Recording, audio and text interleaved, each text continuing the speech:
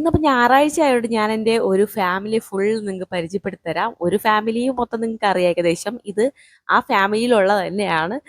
ഇവരെയൊക്കെ നമ്മൾ എപ്പോഴും അങ്ങനെ കാണാറില്ല കേട്ടോ. എന്തെങ്കിലും ഇതുപോലെ ഒരു ഫംഗ്ഷൻസ് ഒക്കെ വരുന്ന സമയത്തേ കാണാറുള്ളൂ. അതുകൊണ്ട് ഞാൻ ഇന്നത് മിസ് ചെയ്യാതെ ഞാൻ പോയതാണ്.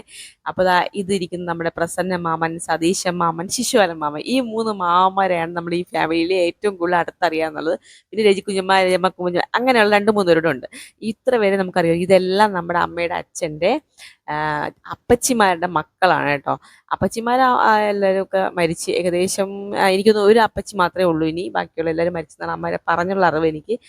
അപ്പോൾ ആ അപ്പച്ചിമാരിലെ ഈ മക്കളുമാരെ മാത്രമേ നമ്മുടെ അകത്തുള്ള ന്യൂ ജനറേഷൻകാർക്ക് അറിയാവുള്ളൂ കേട്ടോ. പിന്നെ ബാക്കിയുള്ളതൊക്കെ എന്താണ് കാണുമ്പം എന്താണ് ഏതാണെന്നൊക്കെ ഒരു അപ്പച്ചിയാണെന്നൊക്കെ പറഞ്ഞു തരുന്ന വളരെ. അപ്പം ഇതാണ് ഇപ്പം മരിച്ച അപ്പച്ചി കേട്ടോ. 1 വർഷമായി അപ്പച്ചിയുടെ 1 വർഷമായപ്പോൾ ഉള്ള ഒരു ചടങ്ങ് നമ്മുടെ ആണ്ടുവരിയില്ലേ അത് നടത്തുന്നത് കേട്ടോ.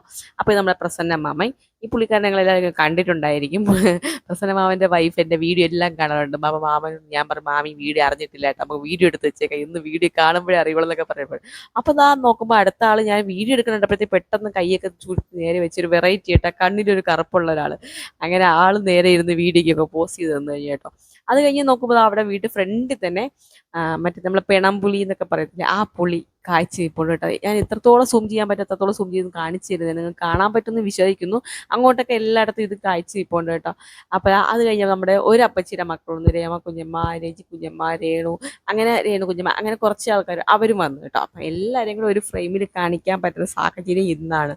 ഞാനപ്പോൾ പോയ സ്ഥിതിക്ക് അപ്പോൾ എല്ലാവരും എടുക്കാൻ പറ്റും. അപ്പോൾ ശിശുപാലമാവനെ സതീശ് എല്ലാം നീ എടുത്ത് വെച്ചേരും, നിങ്ങളുടെ പണിക്കർ ഫാമിലിയുടെ കൂടെ തന്നെ ബാക്കിയുള്ള ഫാമിലിയാണെന്നൊക്കെ പറഞ്ഞ് കൂട്ടിച്ചേർത്തിടാന്നൊക്കെ പറഞ്ഞിട്ടേ.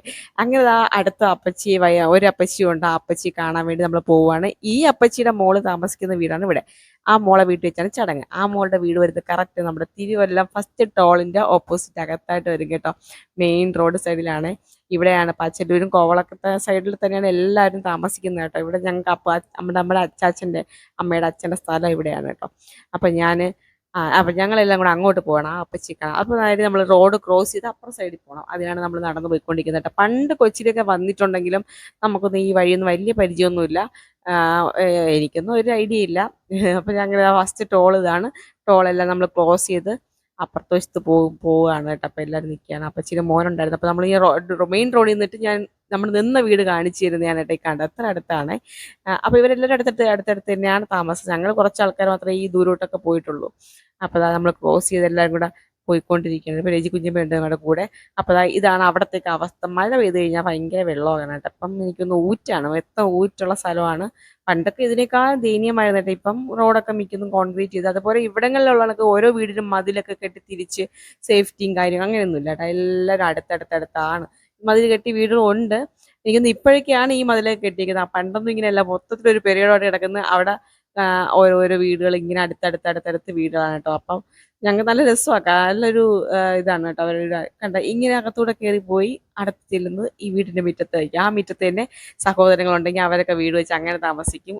ഒരു കൂട്ടുകുടുംബത്തിൽ നിന്ന് ഇച്ചിരി സെപ്പറേറ്റ് ചെയ്ത് ഒരു പ്ലോട്ടിൽ തന്നെ ഇങ്ങനെ കണ്ട വേറൊരു വീട്. നമ്മുടെ കൂടെ വന്ന മാമൻ്റെ വീട്, അത് ഈ പറയുന്ന അപ്പച്ചി ഈ വീട്ടിൽ താമസിക്കുന്നു. അപ്പച്ചിയുടെ മക്കളാണ് അതൊക്കെ. അങ്ങനെ നോക്കുമ്പോൾ അപ്പച്ചിനെ വീട്ടിൽ ചെന്നപ്പോഴത്തേക്ക് അനിക്കുഞ്ഞമ്മ മൂത്തമ്മേരെയും പണ്ടത്തെ ഫോട്ടോ ഒക്കെ എപ്പോഴും ഇവിടെ ഫ്രെയിം ചെയ്ത് വെച്ചിട്ടുണ്ട് കേട്ടോ. അങ്ങനെ അതുമൊക്കെ എടുത്ത് എല്ലാവരും ഒക്കെ സംസാരിച്ചും പറഞ്ഞൊക്കെ ഇരുന്നു.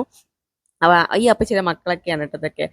അപ്പോൾ എല്ലാവരൊക്കെ ഒന്നും കൂടെയൊക്കെ ഒന്ന് പരിചയപ്പെടാനും കഴിയാതെ പറ്റി. പിന്നെ അതിന് ശേഷമുള്ള വീഡിയോ ഒന്നും എടുക്കാൻ പറ്റില്ല. ഈ വീഡിയോ ഇത്രയൊക്കെയുള്ളൂ. ഇഷ്ടപ്പെടുമെങ്കിൽ ലൈക്ക് ചെയ്യുക.